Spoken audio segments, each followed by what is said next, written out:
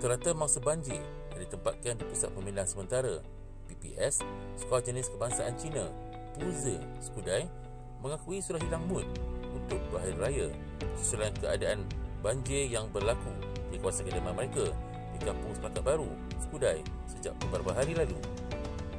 Tinjauan sinar harian ke PPS berkenaan mendapati rata-rata penduduk yang ditempatkan di situ hanya menunggu masa untuk diberangkat pulang ke rumah masing-masing.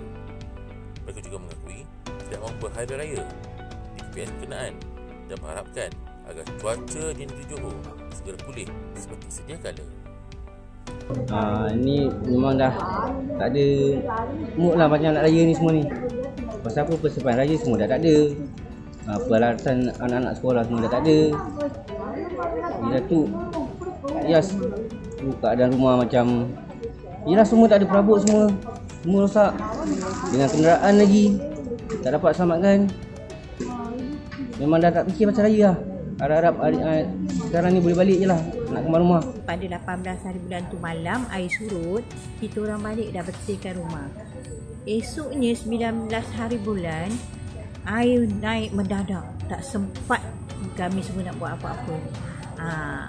Jadi terpaksa duduk, mula pindah balik ke pusat pemindahan ni sampailah ke hari ni.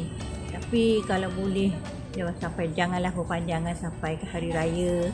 Dan saya terpaksa, penduduk kampung yang terlibat ni terpaksa beraya di sini.